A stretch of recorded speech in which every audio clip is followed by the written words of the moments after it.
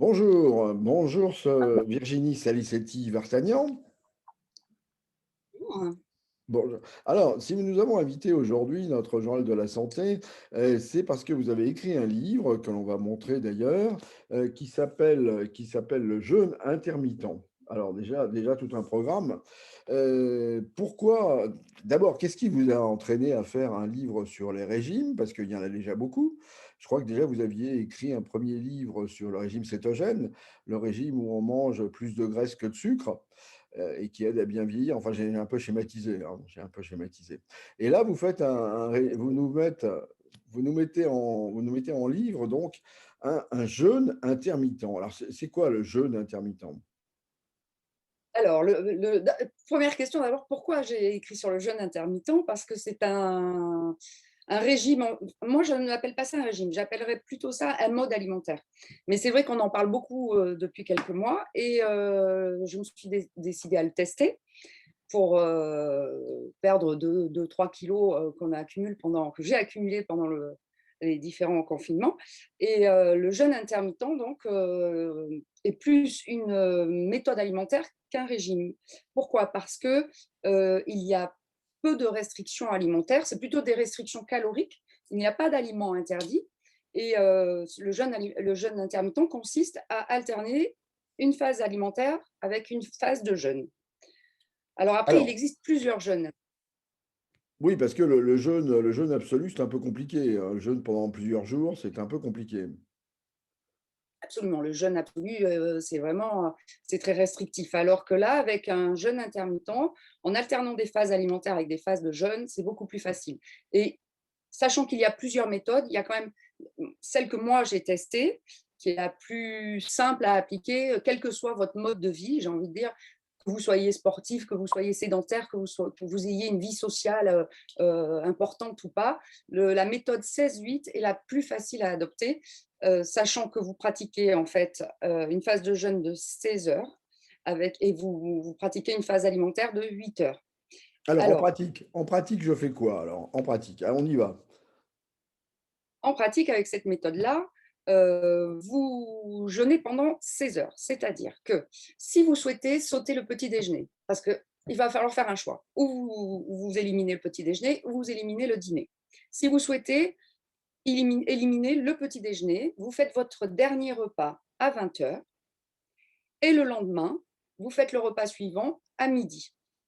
Alors vous allez me dire, c'est énorme sans manger. Bah, pas tant que ça, parce que quand même sur cette phase de 16 heures, il faut penser que vous passez une bonne partie à dormir. Voilà. Ensuite, si vous préférez sauter le dîner, vous faites votre dernier repas à 15 heures et vous mangez le lendemain à 7 heures. Ce qui est impératif, c'est de garder une phase de 16 heures non alimentaire. Voilà. Donc Ah, vous ça, êtes en train c'est vous êtes en train de casser les codes alors qui nous disaient petit déjeuner droit, déjeuner de prince et dîner de moine. Alors vous êtes complètement à l'envers là. fait avec enfin, il faut heureusement, on va dire que la nutrition évolue comme tout le reste, et tous ces vieux codes, il faut les mettre de côté parce que on se rend bien compte qu'en fait, ce qu'il faut, c'est mettre son organisme au repos pendant le plus de temps possible. Alors après, il y a d'autres méthodes de jeûne, hein, mais qui sont un petit peu plus restrictives, donc on en parlera peut-être moins. Il y en a une qui est aussi pas mal utilisée, c'est la méthode 5-2, où là, ça consiste à faire 2 jours de diète par semaine. Alors là, les jours de diète, ils sont vraiment hypocaloriques, hein. Ce sont des jours de diète limités à 500 kilocalories maximum. Voilà. Donc, vous voyez, les codes, on les oublie aujourd'hui avec le jeûne, parce qu'on se rend compte que cette méthode alimentaire a des bénéfices à la fois sur le poids, mais aussi sur la santé. Voilà, Alors donc, heureusement. si je reprends votre méthode, enfin la méthode que vous décrivez, le soir, je mange normalement à peu près? Qu'est-ce que je mange le soir? Vous pouvez manger tout à fait normalement. Il n'y a pas d'interdit. Ensuite, l'idéal, c'est quand même de faire attention au nombre de calories. C'est toujours pareil. Si vous mangez en grande quantité, que vous ingurgitez énormément de calories, il n'y aura pas de résultat, du moins sur le poids.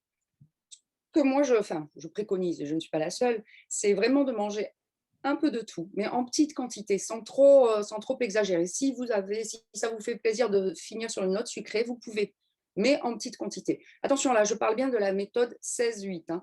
où on ne réduit pas les calories.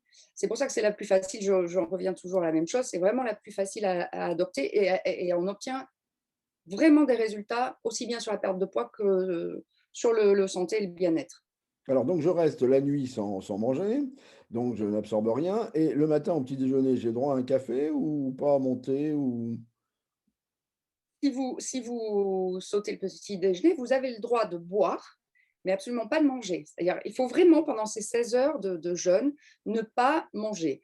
Bien évidemment, vous pouvez boire du café, du thé, des tisanes, de l'eau. Surtout, c'est très important d'ailleurs, hein, de bien s'hydrater, mais vraiment aucune prise alimentaire pendant 16 heures. d'accord et à midi, je remange normalement. Et à midi, vous remangez normalement. Mais je vais pas avoir faim, Tout je vais à pas fait. avoir tendance à vouloir manger trop à midi? Au début, franchement, j'en reviens à moi quand je l'ai fait pendant plusieurs semaines. Moi, je sautais le petit déjeuner, je sautais le dîner parce que le petit déjeuner pour moi, c'est très important. Au début, on va dire les premières, allez, 48 heures, on va sentir un petit peu la faim, on va la ressentir, mais très vite, ça s'estompe. Ça passe très, très, très, très vite, en fait, parce qu'on se rend compte que ça régule l'appétit, le jeûne régule l'appétit. Donc, vraiment, ça passe très, très vite. On peut pas dire, franchement, avec le jeûne intermittent, il y a pas d'inconvénient. Il n'y a vraiment pas d'inconvénient majeur. Il y a des petits désagréments au tout début, mais ça passe très, très vite. Et alors justement, enfin vous nous dites, est-ce qu'on peut faire un goûter? Est-ce que vous pouvez nous donner une journée type? Allez, une journée 16-8 comme vous dites, type. Une journée 16-8, on va dire, voilà, vous commencez par votre petit déjeuner à 7 heures le matin, vous prenez votre café, vous mangez alors raisonnablement, hein, on est toujours d'accord, vous mangez, 2 tranches de pain aux céréales, ce qui vous fait plaisir, du beurre, un peu de confiture si ça vous plaît. Là-dessus, c'est vraiment ouvert. Il n'y a pas de. Alors, dans mon livre, évidemment, je mets quelques recettes, conseils pour garder une alimentation saine, mais il n'y a vraiment pas d'obligation il n'y a pas de restriction alimentaire. C'est juste à faire attention au niveau des quantités, ne pas trop manger. Donc, vous prenez votre petit déjeuner. À midi, vous déjeunez normalement. Vous pouvez même aller au restaurant. Vous mangez normalement. Et ensuite, sur le coup de 15 heures, oui, 15 heures, tout dépend à quelle heure vous décalez votre petit déjeuner le lendemain. Si c'est 15 heures, vous déjeunez le lendemain à 7 heures. Si c'est 15h30, vous déjeunez le lendemain à 7h30. Il faut respecter les phases de 16 heures de jeûne. Et donc, à 15 heures, soit vous faites un petit repas salé. Alors, évidemment, là, on va être plus dans une collation, on va dire. Petite collation salée ou une petite collation sucrée, tout en restant raisonnable. Ce qui fait que le soir, vous verrez que sur le coup de 8 heures, 8h30, vous n'aurez pas faim. Peut-être que la faim peut un peu se faire ressentir sur le coup de 22 heures, entre 22 heures et 23 heures. Mais là, il suffit de boire de l'eau ou une tisane et ça passe automatiquement et vous vous couchez vraiment très, très bien, sans souci. Et en plus, l'avantage, c'est que vous dormez mieux parce que vous êtes léger. Voilà, c'est l'idéal pour rétablir un bon sommeil. Bon et Et alors le lendemain, vous commencez à vous déjeuner à 7 heures. vous me garantissez avec cette application, ce mode de vie, que je vais perdre, régulièrement et sans douleur? Ah, sans douleur, ça, je vous certifie qu'il n'y aura aucune douleur. Vous perdrez. On perd quand même bien, j'ai envie de dire, hein. En fait, la quantité de poids que vous allez perdre dépend principalement du type de jeûne que vous allez choisir. Donc là, on est parti sur le 16-8, mais ça dépend aussi de votre poids de départ. Quand il s'agit de 2 ou 3 kilos à perdre, ça va très très vite. S'il s'agit de 15 à 20 kilos, bien évidemment, il faudra le faire sur le long terme. Ça dépend aussi, la perte de poids va dépendre de la quantité et de la qualité des aliments que vous prenez, de votre état de santé général aussi, bien sûr, et puis du nombre de jours que vous pratiquez ce jeûne. Mais franchement, en moyenne, on perd à peu près 2,5% du poids initial, à peu près. Et en 2 semaines, hein, pardon, en 2 semaines. Et on perd aussi 4% de tour de taille avec cette méthode-là. Ça, c'est vraiment ce qui a été remarqué chez tous les participants de cette formule de jeûne intermittent. Et vous nous dites donc on peut le maintenir, ça peut devenir un mode de vie quoi, en fait. C'est pas ça ne sera pas restrictif, il n'y aura pas de déficit, alimentaire, enfin de déficit, protéique et autres? Voilà. comme vous mangez ce que vous voulez, il y a pas de souci. Alors après, on évite effectivement de il y a certaines personnes qui ne peuvent pas le pratiquer. Enfin, c'est fortement déconseillé, principalement les personnes qui ont des problèmes de comportement alimentaire, qui ont des troubles alimentaires. Les femmes enceintes, c'est déconseillé, et celles qui allaitent aussi.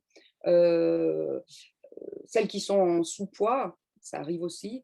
Euh, voilà, il y a les enfants, les adolescents aussi, ça n'est pas recommandé.